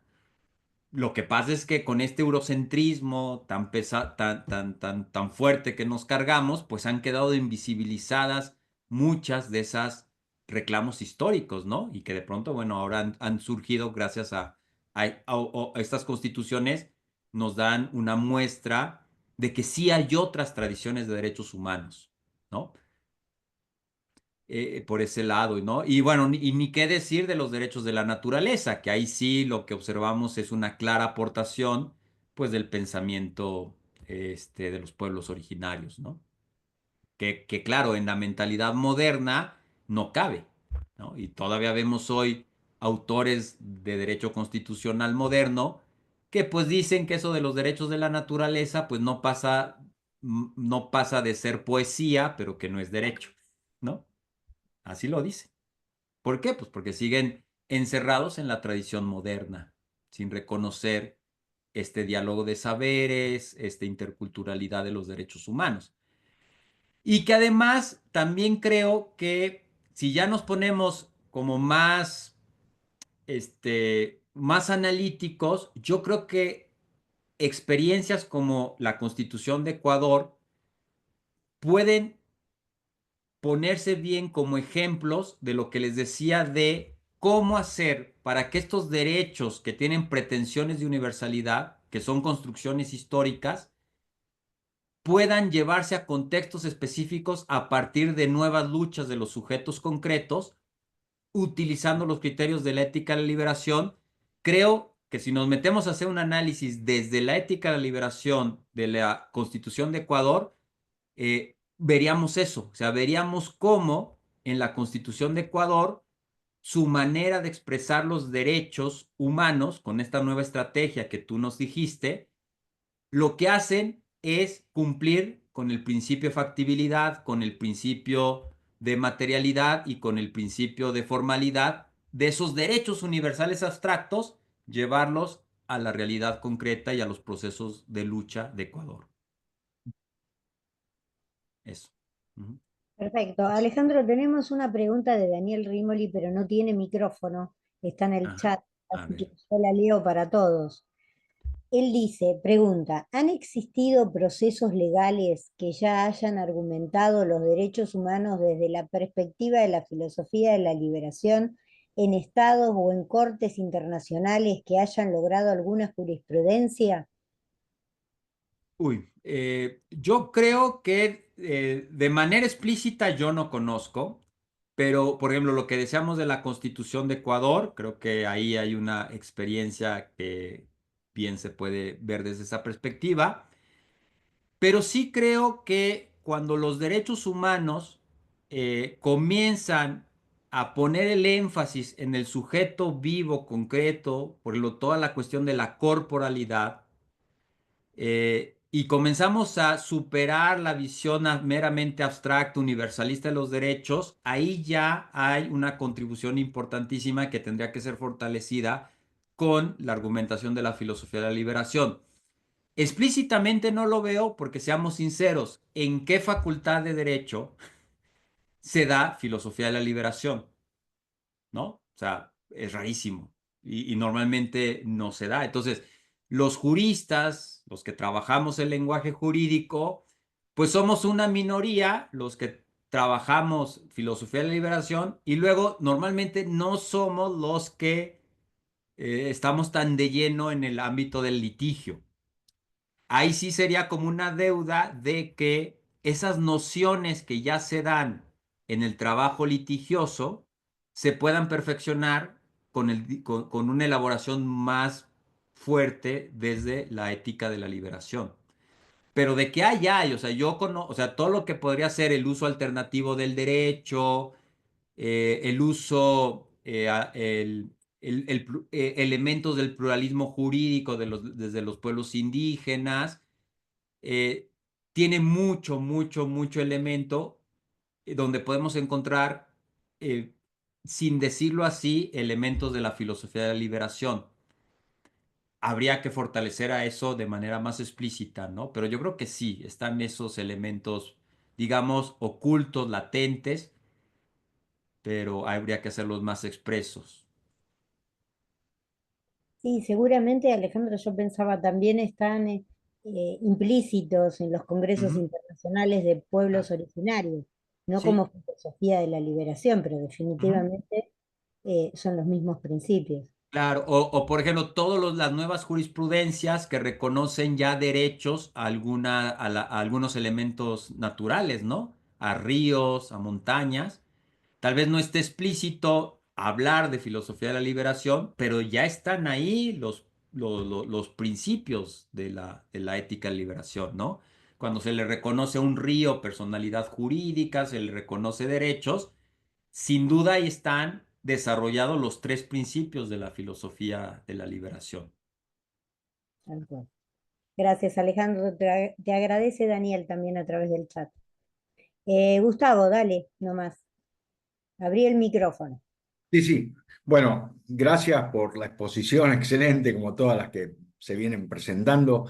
Eh, Mi pregunta apunta más que nada a ver si lo que estoy pensando no es una hipersimplificación, que lo debe ser, pero bueno. Yo lo que vengo entendiendo es que detrás de todo esto, detrás de tus tres ejes de la ontología, la epistemología y la praxis que vos desarrollás para la cuestión de los derechos humanos, y asociándolo con otras exposiciones, me pregunto si no hay un núcleo organizador y si este es el racismo.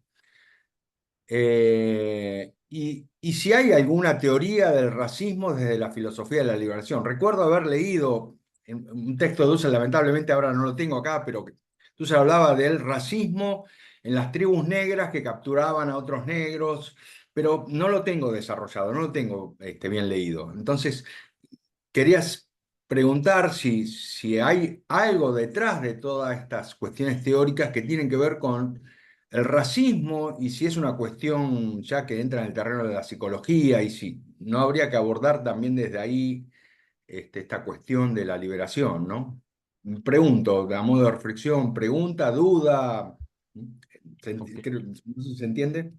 Sí, a ver, desde la filosofía de la liberación yo creo que el racismo, como el sexismo y todas las formas de exclusión y opresión, caben dentro de lo que Dussel ha trabajado muchísimo, que es la distinción de la totalidad y la exterioridad, ¿no? Entonces, la totalidad es la construcción, eh, que va generando sus exterioridades, ¿no? Lo que llamamos los otros, que de alguna manera son negados, y esa negación a los otros, pues puede ser por razones de raza, por razones de clase, por razones de sexo, la que quieras, ¿no? Entonces, en términos así de la filosofía más clásica de la liberación, sería asumir esta cuestión de la totalidad y la exterioridad, ¿no? Que finalmente el principio de liberación en Dussel va a nacer en el momento en que los excluidos, la exterioridad, toma conciencia de su exclusión y comienza a poner en crisis la legitimidad de la totalidad, ¿no? Porque finalmente, como bien lo desarrolla Dussel en la ética, todo sistema, toda totalidad se sostiene con una pretensión de bondad porque supuestamente ese sistema en un momento histórico presume cumplir con los tres principios de factibilidad, de formalidad y de materialidad. Pero claro, esa totalidad, por más que históricamente puede decir que es legítima, llega un momento donde esos excluidos empiezan su lucha de liberación que pone en crisis la legitimidad de la totalidad, que es lo que Dussel le llama el momento crítico negativo, cuando entonces las personas que han sido, por ejemplo, como usted dice, racializadas, ¿no? Que son excluidas por razón de su raza o por la ideología de raza, pues comienzan a, desde el principio material, desde el principio formal y desde el principio de factibilidad, a poner en cuestión la legitimidad de ese sistema que los excluye, ¿sí? Y empiezan a luchar para que eso se caiga. Y luego pues viene el otro momento, que es el momento creativo, de cómo le hacemos para crear nuevas instituciones que incluyan a aquellos que fueron excluidos, ¿no? Bueno, eso sería mi respuesta desde, digamos, siguiendo el esquema más clásico de Dussel. Ahora, seguramente más adelante en la diplomatura habrá una parte donde profundizarán el concepto de raza, que es fundamental para entender la filosofía de la liberación también. Si entendemos que la filosofía de la liberación, uno de los retos que se pone es la superación del eurocentrismo. Y un elemento fundamental del eurocentrismo es la ideología de la existencia de razas. Porque si algo caracteriza a la modernidad es que en el siglo XVI la modernidad se inventó los colores de la piel. Se inventó los colores de la piel en el sentido de criterios para distribuir a la población y distribuir el acceso a los bienes y el acceso a los derechos, ¿no? Yo siempre pongo el ejemplo a mis alumnos de la licenciatura cuando les explico esto. Les pregunto, a ver, acuérdense de su clase de derecho romano. ¿Por qué eras esclavo en el derecho romano? Ah, pues por no pagar tus deudas. ¿Y por qué vas a ser esclavo en el siglo XVI? Pues por tu color de piel, ¿no? Entonces, claro, cuando hablamos de esclavitud, no es lo mismo hablar de la esclavitud histórica que puede haber existido en diferentes culturas, a la esclavitud moderna, que es la esclavitud basada en el concepto de raza, donde la modernidad en búsqueda de mano de obra barata o mano de obra gratis, pues inventó la raza para clasificar por color de piel y fenotipo a la población y decir, a los blancos les toca la riqueza y el trabajo intelectual y el mando. A los cobrizos les toca el trabajo de servidumbre y a los negros les toca el trabajo esclavo, ¿sí? Y ese, pues, es la famosa categoría de raza que, bueno, autores como Aníbal Quijano lo desarrollan muy bien y que aparte demuestra que es como la gran invención del siglo XVI, ¿no? Si queremos hablar de un poder colonial, el poder colonial es el poder que se inventa en América Latina la idea de que existen los colores de piel. O sea, la idea de que los colores de piel corresponden a un estatus social, ¿sí? Y eso pues viene hasta el día de hoy, ¿no? Cuando decimos que no hemos superado la colonia o la colonialidad es porque nuestras sociedades siguen siendo profundamente racistas en ese sentido, ¿no? Y claro, ya si eso le sumamos la cuestión de clase, la cuestión de género, pues, pues ya tenemos todo eso que llaman algunos autores la interseccionalidad, ¿no? Entonces, bueno, si se es negra, mujer y pobre, pues tres veces oprimida, ¿no? Indígena. Indígena. ¿Mm? Clarísimo, muchas gracias. Un dato, simplemente en matemáticas hay un artículo que se titula Los negros no son buenos para las matemáticas. Por ejemplo, efectivamente, porque finalmente parte de todo este proceso colonial fue decir que, por ejemplo, la generación de conocimiento le correspondía a los blancos y todas las demás razas no generaban conocimientos. Y esa es la base de lo que se le llama también el epistemicidio. Y aparte, el encubrimiento de los conocimientos de los otros, ¿no? Yo siempre igual a mis alumnos de la licenciatura, para que me entiendan esto, siempre les digo, a ver, díganme, si yo les digo, ¿quiénes son los maestros chocolateros en el mundo? ¿Quiénes son? Y todos gritan, los belgas, los franceses, los alemanes. Y les digo, ¿y quién creen que descubrió el cacao? Y ya dicen, no, pues los mexicas o o en Ecuador, ¿no? Pero finalmente el cacao es de acá. Y les digo, ¿y dónde creen que los europeos aprendieron a manejar el cacao? Pues por sus procesos de colonialismo, ¿no? O sea, lo que les hago ver es que el colonialismo no solo fue, y esto también lo insiste mucho Dussel, no solo es el proceso de acumulación de riqueza, o sea, de que vinieron los europeos a quitar los recursos naturales de estas tierras, sino que también expropiaron saberes que luego ocultaron a los autores de esos saberes. ¿Por qué? Por cuestiones raciales, porque los blancos son los que hacen saberes y los demás colores no generan saber. Y así lo podemos ver. Me encanta jugar con esto con mis alumnos de licenciatura porque les llama mucho la atención cuando les digo, a ver, la comida italiana, ¿cuál es su base? El tomate. ¿Y de dónde viene el tomate? De México. ¿Y de dónde creen que aprendieron los europeos a utilizar el tomate? Pues de los mesoamericanos. Pero esos saberes quedan ocultos por cuestiones raciales, porque toda la construcción también moderna es que solo la cultura blanca es la que crea conocimiento. Y eso es todo el eurocentrismo que, por supuesto, la filosofía de la liberación trata de construir. Y eso mismo, Alejandro, pasa con las plantas medicinales. Por supuesto, ¿no? Y es más, que hasta las mismas plantas europeas, cuando las traen a América, los pueblos indígenas las aprenden a usar, como es el caso de la cannabis, ¿no? Que los europeos lo traen a América como cáñamo para sacar fibra, y los pueblos indígenas dicen, ah, caray, pues esto no solo es fibra, esto tiene otras características medicinales, y es la cannabis, ¿no? Y de hecho, por lo menos en la historia mexicana, la criminalización de la cannabis se da por cuestiones de raza también. La primera prohibición a la cannabis, que se da a finales del siglo XIX, principios del XX, el decreto dice claramente, se prohíbe el consumo de la cannabis porque degenera la raza. ¿Qué estaba sucediendo en México? Que la cannabis, que era un producto que consumían los pueblos indígenas, porque habían descubierto sus propiedades, cuando lo comienza a utilizar las clases criollas y blancas, entonces ya no les empieza a gustar.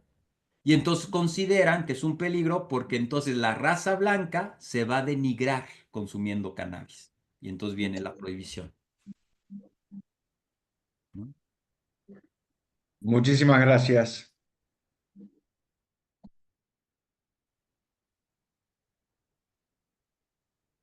Eh, ¿Alguien más que quiera preguntar algo? Sí, dale, Miguel Ángel, habla. Hola, ¿qué tal? Muchas gracias, Alejandro. Muchísimas gracias. Excelente. Como siempre, estas charlas dan para abrir puertas, pero 50.000 puertas a una cantidad de otras cosas.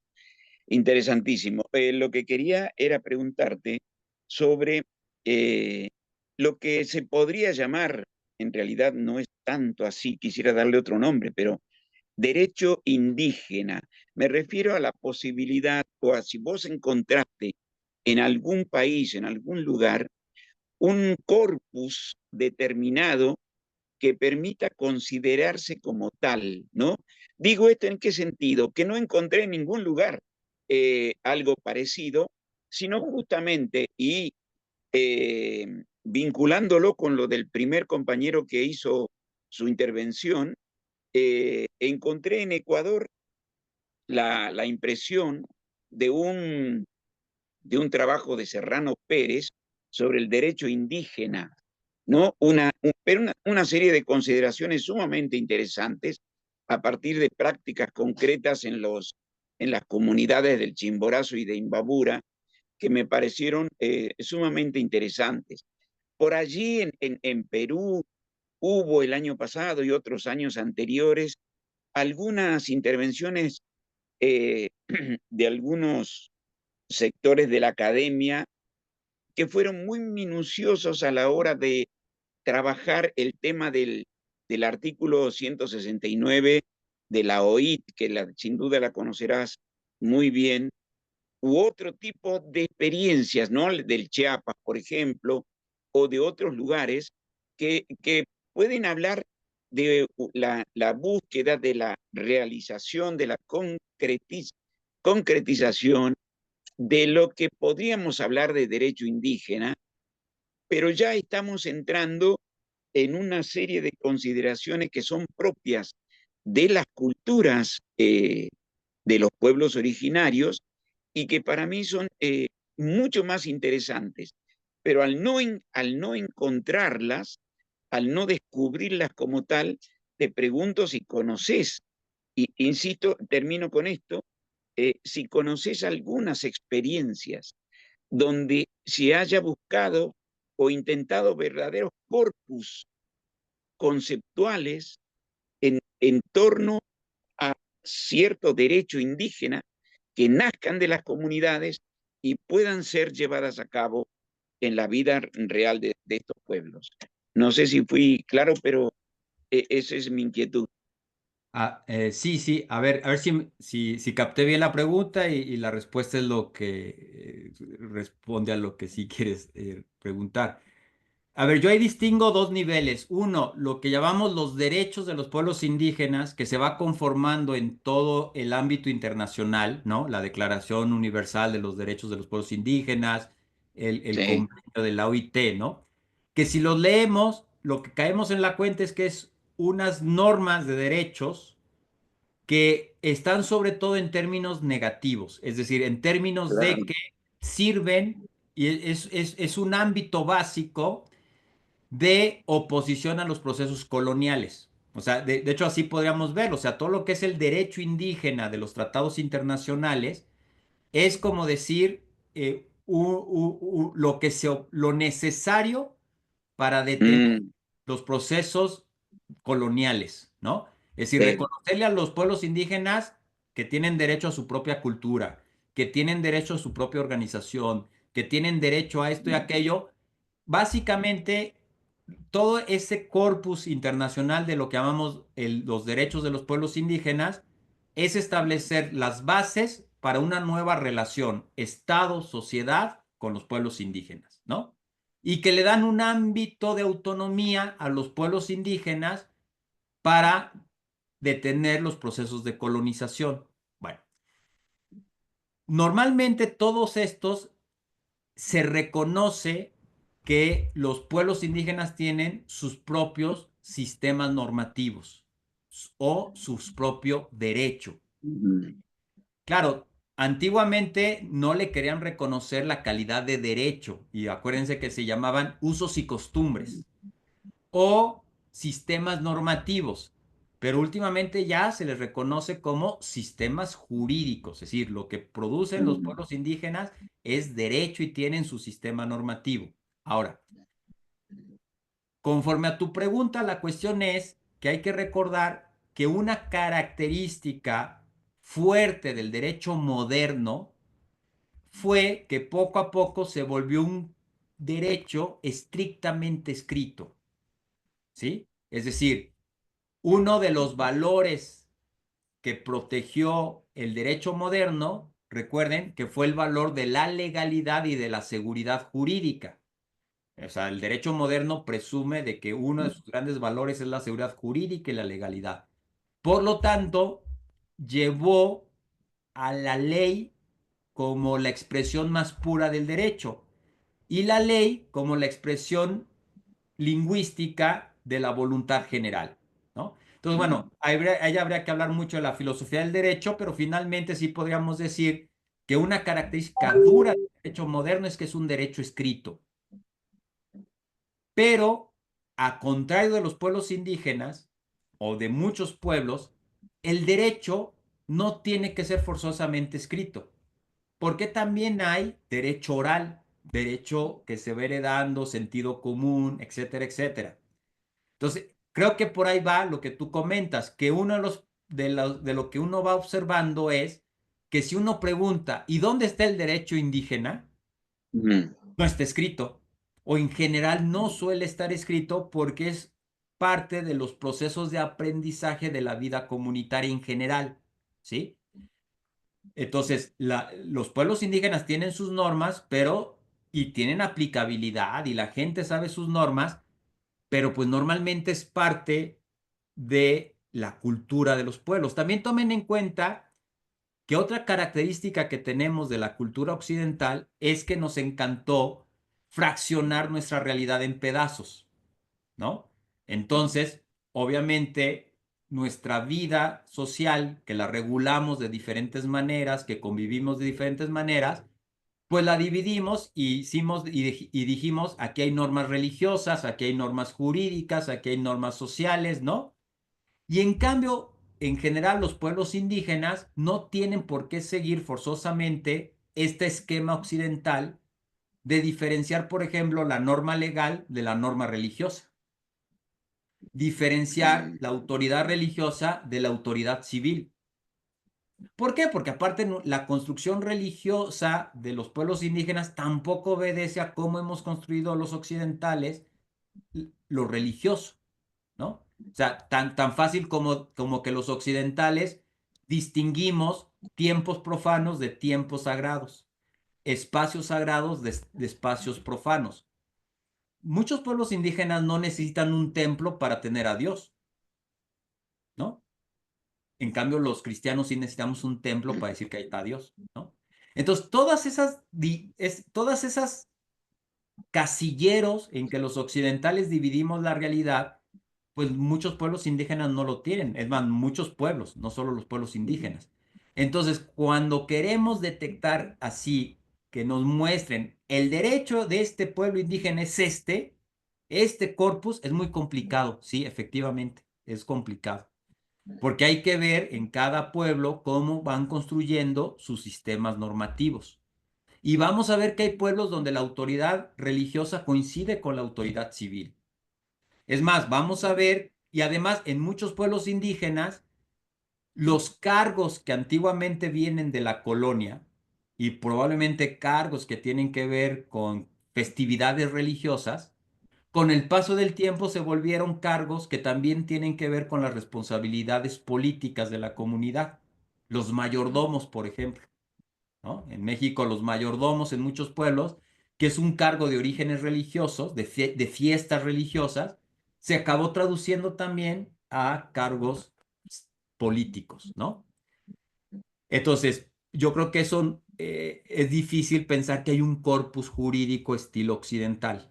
Ahora, lo que sí hay que decir es que en estos procesos de interculturalidad y de diálogo de saberes, sí ha habido pueblos indígenas que han dicho y que han asumido, pues que no es mala idea lo que hacen los occidentales, de llevar escrito ciertas reglas. Entonces, por ejemplo, en México, en Guerrero, hay una policía comunitaria de pueblos indígenas, ¿no? Que claro, empezó siendo policía, o sea, nació como una respuesta a la inseguridad. Pero luego esa policía ya es más que policía, en realidad ya acabó siendo una forma de gobierno, ¿sí? Y entonces dijeron, "Bueno, pues no es mala idea generar nuestro reglamento de la policía comunitaria". Y generaron un reglamento que está escrito, ¿sí? Pero esa es una excepción, porque en general los pueblos indígenas no tienen una tradición fuerte de llevar por escrito su derecho. Pero ya hay excepciones, porque ya hay pueblos que han dicho, a ver, si tengo que convivir con el Estado y el Estado entiende mejor si le presento algo por escrito, pues lo vamos haciendo, ¿sí? Y que bueno, y yo creo que eso va a seguir cambiando. Por ejemplo, aquí en México acabamos de tener una reforma en derecho constitucional de los pueblos indígenas, donde ya se les reconoce como sujetos de derecho público. Interesantemente, hace unos días, en la famosa conferencia de la mañanera, Claudia Sheinbaum, la presidenta, dijo, y por cierto, ahora que a los pueblos indígenas ya los reconoce la Constitución como sujetos de derecho público, habrá que ver en el próximo presupuesto público cuánto les toca de participación. Fíjense, eso está bien interesante, porque entonces ya está reconociendo que van a ser autoridades que van a recibir recursos públicos. ¿Y ahí cómo va a estar el uso de esos recursos públicos? Obviamente en conforme a las normas de los pueblos indígenas. Es decir, yo creo que ahorita vivimos en un momento donde el derecho va a tener que aprender mucho de la interculturalidad y que ahí la cabeza lo están llevando los pueblos indígenas, donde los pueblos indígenas están demostrando una capacidad de diálogo entre su derecho y el derecho occidental. Pero sí, efectivamente es muy difícil pensar que vamos a encontrar un corpus jurídico que podamos llamarle derecho indígena, así como cuando llamamos... Y es que eso también es un error, fíjense, no sé si aquí hay abogados, pero cuando nos hablan del derecho romano y cuando en las clases de derecho nos enseñan derecho romano, recuerden que eso que nos enseñan como derecho romano son una compilación que hicieron ya pasado Puedo cortar. ya pasado la época de oro de Roma, ¿no? Porque en realidad también el derecho romano era algo muy dinámico, muy oral, etcétera, ¿no? Entonces sí, eso, pues, que sí es un poco complicado eso hablar de un corpus de derecho indígena, porque cada Alejandro, pueblo va construyendo. Alejandro, perdón, Sí, quería acotar que acá en sí, ya. Argentina no va a encontrar Miguel Ángel eso que dice un derecho indígena, básicamente porque eso de un derecho indígena, todos Estando no lo puedo cortar así. los Es que a pueblos. mí... Uy, Miguel, Miguel, cerrá el micrófono. Cerrá tu micrófono, Miguel. Ahí va. Un derecho indígena que uniera todo eso, ellos lo ven como algo en contra justamente de sus propias diferencias, así que no lo intentan hacer, por lo menos ahora. Pero sí hay en muchos pueblos, y en los que son mayoría de- de gente de esa comunidad, digamos, sí están escritos. Algunos son orales, pero hay muchos escritos. Los guaraníes, los mapuches tienen códigos escritos. eh, Como dijiste vos recién, Alejandro, ellos también se dan cuenta de que no está mal tenerlos por escrito, y lo tienen por escrito. O sea, lo que no vas a encontrar, Miguel Ángel, es algo que una a todos, porque no están unidos en eso. Justamente ellos quieren el respeto a la diversidad. Claro, Pero sí. si Y buscas, además tomen en cuenta que la categoría indígenas es colonial. claro, O sea, ellos son Claro, no, yo no mapuches. quería todo, ¿eh? No pretendía un corpus gigante, sino simplemente, por ejemplo, me refería en la posibilidad de algunos países, y como yo vi este trabajo del Ecuador, a mí se me ocurrió pensar que por ahí había algunas pistas, pero lo entiendo perfectamente. Hay cosas escritas que son una excelencia y que vale la pena acudir a esas. De hecho, hay declaraciones indígenas de la década del 80 y del 90 a nivel internacional de grupos, de comunidades de distintos países que tienen una riqueza de conceptualización impresionante y está escrito. Lo que donde, pasa es que se cortó con todo. donde vos estás, Miguel Ángel, los guaraníes tienen un corpus Sí, escrito. sí. De Bueno, acuerdo. eso es lo máximo que vas a poder encontrar, por región. A eso Sí. me refiero. Gracias, Miguel Y que Ángel. además esta escritura de los pueblos indígenas tampoco tiene la rigidez de la escritura occidental de la ley, que también es otra diferencia importante. Ujú. Ni la extensión. Ni la Son mucho extensión, más exactamente, exactamente. exacto.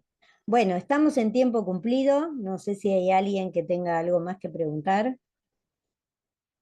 o si lo dejamos tranquilo, Alejandro. Para mí un Bueno, gusto. entonces, Alejandro, agradecerte. Todos acá están escribiendo. Walter Pogonza nos dice, me gustó mucho la clase, ya lo habían dicho Francisco Flores, Daniel Rímoli, Luisina, Bifaretti, todos están agradeciendo la clase y, por supuesto, te la agradecemos en nombre de la diplomatura una vez más. Así que, si no tenés Muchísimas gracias. Un gusto, como más, siempre. exacto, ahí vas a ver seguro en el chat todos los comentarios.